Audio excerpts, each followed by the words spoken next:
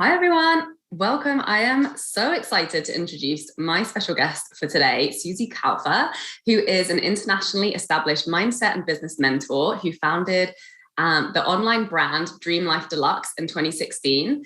And after only 7 months in business, she quit her job and her apartment in Sydney and set off on a never-ending round-the-world trip in May 2017. She hit her first 25K cash month in November of the same year. Hi, Susi. Thank you so much for joining us. Thank you for having me. I feel like we have so much in common when it comes to values and audience and the freedom lifestyle. Yeah, I'm so thrilled to have you on the show. And I have been a big fan of, and I realized that I didn't really know you anywhere else outside of the context of your Facebook community, like Action Independent Biz Babes, which was just one of the communities that I discovered like early on as an entrepreneur. And you know, props to you for cultivating that community. It's such a cool space, so many incredible women. And, you know, obviously as a location independent person, I just instantly resonated with that and all of the conversations that happen in there. And I love the way you do business. I love your authenticity. I love how you just do things your own way. You're super creative, no bullshit, tell her how it is, total transparency, and, you know, super, super inspiring at the same time. So I would love to talk a little bit about that actually, but first of all, I feel like that was just the copy for my new website. We're like nailing what I stand for, nailing what I believe in, nailing what I do. You're welcome. So yeah, tell us a little bit of like how you got to, you know, where you are in business today. So I had a classic midlife crisis when I was 30. I was living in Germany actually back then, having the classic corporate career, working towards retirement. That's a bit too early in your 20s or 30s to just think of retirement. So I started with a sabbatical. I sold all my stuff in Germany, sold my car, sold my apartment, everything, took my savings and bought a one-way ticket to South Africa back then. And then traveled around the world for 1 year, basically without working online, just sharing a lot of accommodation against, you know, helping or volunteer work and those kind of things. And then in Australia, I got a job again because I was running out of money after doing all this traveling and spending. And it was pretty cool to live in Sydney. You can go to the beach. It was just a much more relaxed lifestyle, but it also did feel a little bit like a cage again, to be like, okay, now I'm in this job. Ugh. Now what? And I really felt like I wanted to have something I can take with me whenever I start again in a new country. So that's when it dawned on me pretty late, actually, that I probably should have my own thing and create my own business. So I was pretty good at coaching at that time already. I knew nothing about the online coaching world, though. I was a team leader in my job, and I was mentoring new employees on the job, and I was great at that. I just didn't like the job part or what I was teaching on. So I figured out what a life coaching business is, started my life coaching business online, called it Dream Life Deluxe. It was a dream life already, but it wasn't very deluxe yet at that time, but the name was actually a good choice. I grew into it. And then after a couple of months in business, I was like, okay, I'm going all in with this. I quit the job. I asked my boyfriend at that time if he also wants to quit his job and do this digital nomad thing together with me.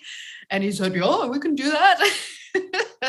We are married in the meantime. We've traveled as nomads without a home, just living out of our suitcases for 5 full years now.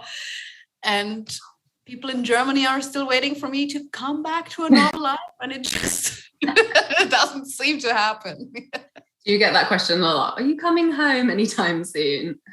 No, I don't get that anymore. But I think people have kind of gotten the idea that I now live in Australia. And even then I'm sometimes like, no, we're packing up our stuff and we're going to Asia. And people are like, what? Still not settling down in the classic form of, house, white picket fence, dog, children, all those kind of things. So it's still a bit of an unconventional life, but it's the beauty of being a business owner, having a location independent business and growing into that.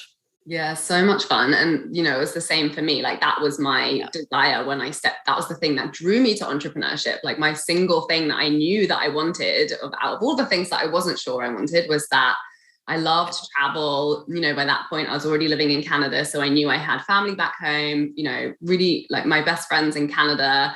And I'd, you know, been traveling so much that had made so many amazing connections all over the world that I just wanted to always be in different places all the time. And I was like, oh, you know, this idea of being able to continue to work, be wherever you want to be, whenever you want to be, like that really was the dream for me. And it's so much fun to live in different countries and travel if that's the type of thing that you like.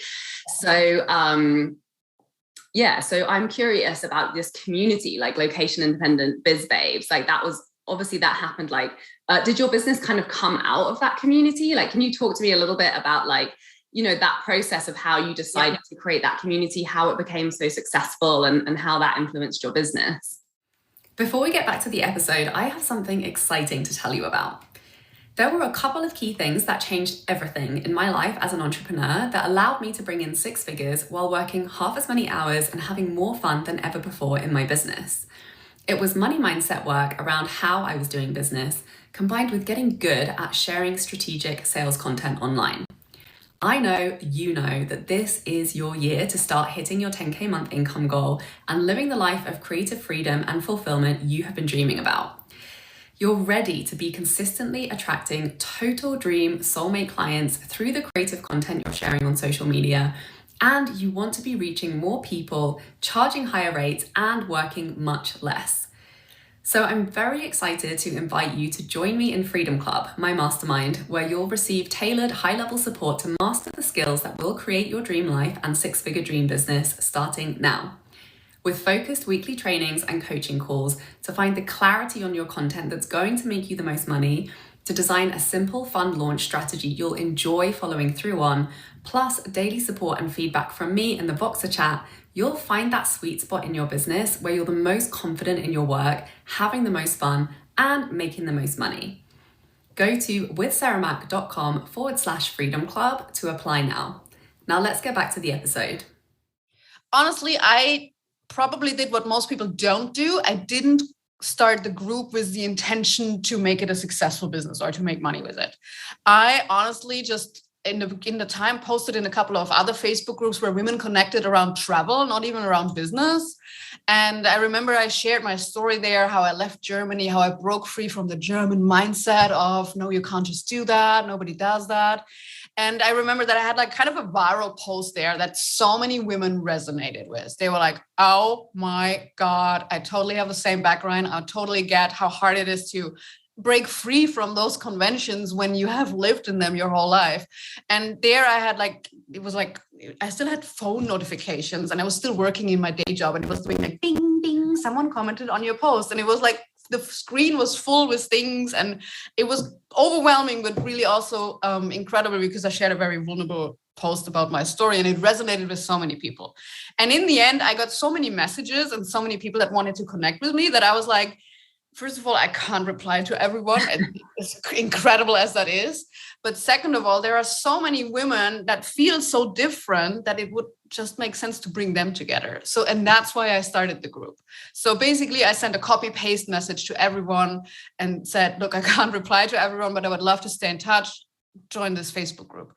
And that's how it went to, 300 women like on the first day. So I never started, like from zero. It was kind of, the community was there. I didn't even have anything to sell yet at that point. I was just creating content, sharing my story, sharing the struggles and how I'm in the process of overcoming them. And that really resonated with a lot of people that have this, freedom urge. Not everybody wants to completely be homeless and be a full-time digital nomad, but I think many women resonated with feeling like they're different and feeling very misunderstood by their environment for that.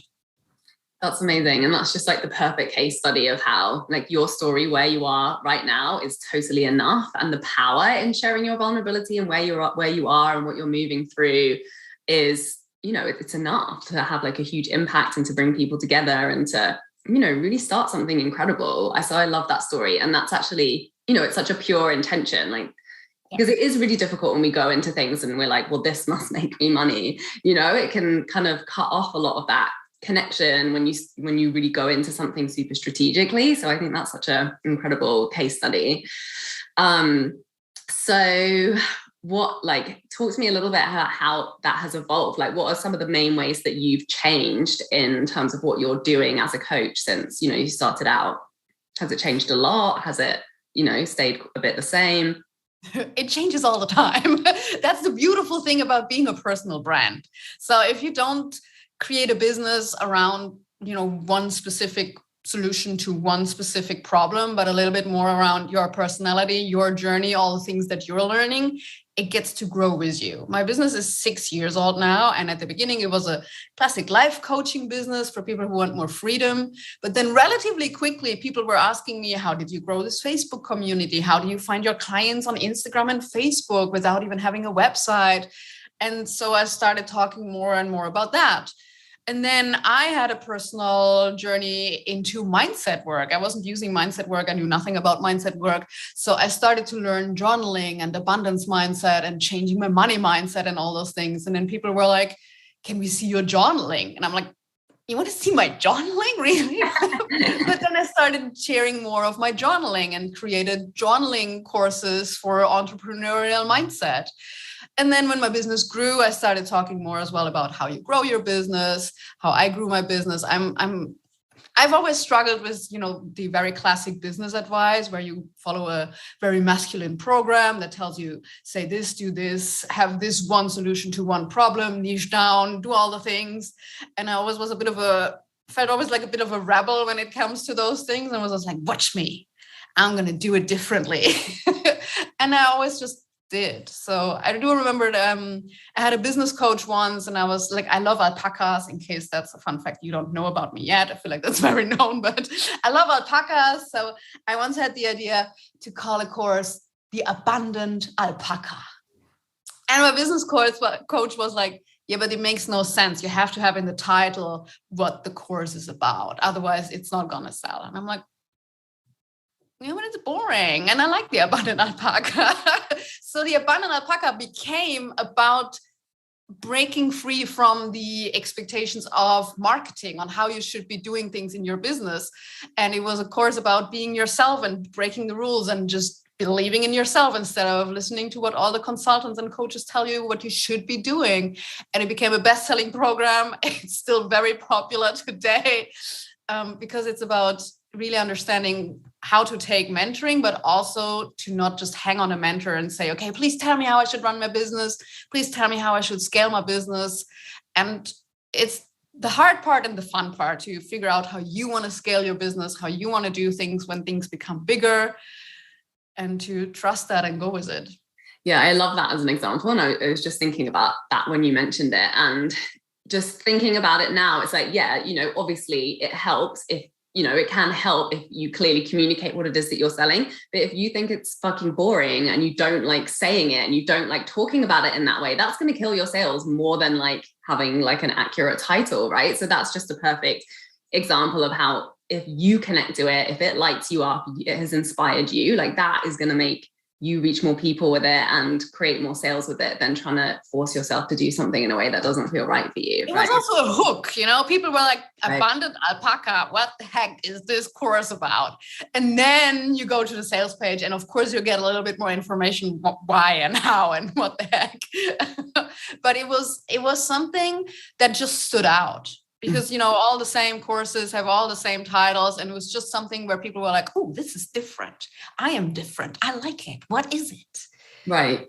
And you've made a name for that. Like you've incorporated that into your brand in a really big way. And that really resonates with people because it's like an icon and it's, it's a language that lights you up and represents something for you, that represents something to your people. And I think that just goes to show that like creativity is literally, it's unlimited. In business, you can be as creative as you like. And I think, especially for creative, more like rebel type people who really resonate with not doing things the way that we're told to do it. Like we're just programmed. As soon as someone tells you have to do something a certain way, everything is just like, no, cannot compute, will shut down before I will do it that way that you've just told me I have to do it. So that's such an awesome example of that. What do you wish more people knew? Like in, the people that you're talking to day to day, people in your community, your clients, like what is like the biggest message on your heart that if more people knew this, they would be able to experience more freedom and success in their business and life. I feel like mindset is a very, very overused word these days. I feel like everybody's like, you have to work on your mindset. You have to work on your mindset. And we kind of shut down because we have been bombarded with this message. And I sometimes feel like it's not really clear what that actually means. I do still believe that's the key. I'm a big strategy fan. I learn strategies and then I make them my own. And it's important that you know how to run a business. But in the end, all my up levels were from really changing my mindset, as boring as that sounds. So I'm always looking for ways how to make that more interesting and more tangible and more specific, because, changing your mindset is just such a big, cloudy word where everybody's like, I know, but I don't know really, like, what am I doing to change my mindset? So I just love to have examples of that, where I share my own journaling with people and just share the pages with how I wrote into existence what didn't even exist back then, but is now the reality, or how I specifically change one belief, like one limiting belief that I still have right now that I really want to get rid of. How do I change that? And then just sharing the process. And I'm a big fan of journaling, to just, I don't journal like, dear diary, this is how my day was. This sucked today and this was great. I really get out of my own head, because, that's where my current thinking is in, and kind of teleport myself into the future version of myself and really ask myself, okay, now that I'm already running a successful multiple 7-figure business and I'm super happy and relaxed with everything, how did I do it? And that's where I get my business advice from my future self.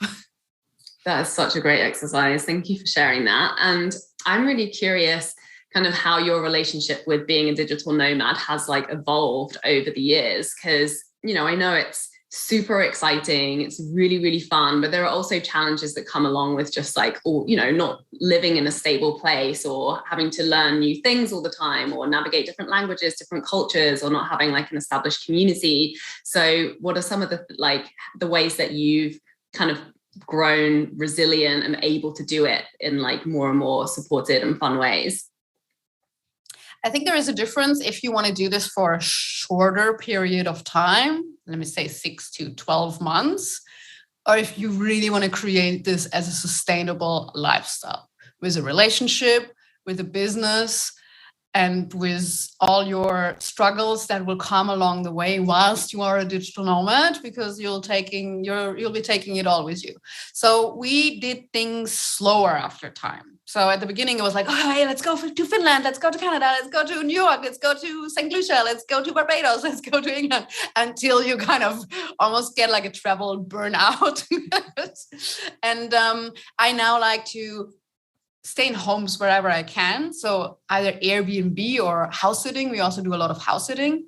And I like when you just walk into a place where you do have a kitchen and you do have a fridge and you do have kind of amenities that allow you to live a normal life in a certain location for a while.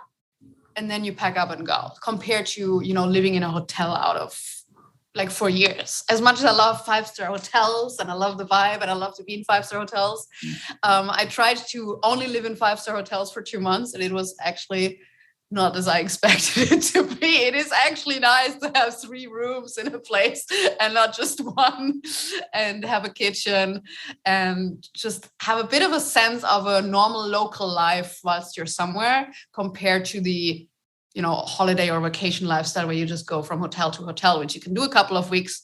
But I found it just much more sustainable to slow things down, and then to live 2 months here and 3 months here, and then travel 4 weeks here and then stay 6 months there. Yeah, I definitely resonate with that. I'm definitely more of an Airbnb apartment girl, and I actually hate hotels, especially in North America, because they never have freaking kettles. So I have to make tea in the coffee machine, and then my tea tastes like coffee. I'm like, what's wrong with you people? Can't you put a kettle in here? So what is your, do you have a vision for your future? Do you know you want to keep traveling for a long time? Like, what do you think? Do you know? Or you just I think that's a difficult question, because I want so many things. I want an alpaca farm. Okay. I want a sausage dog.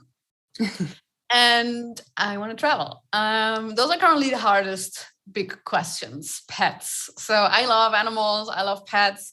I've done an alpaca farmhouse sit for 3 months. We do a lot of dog sitting.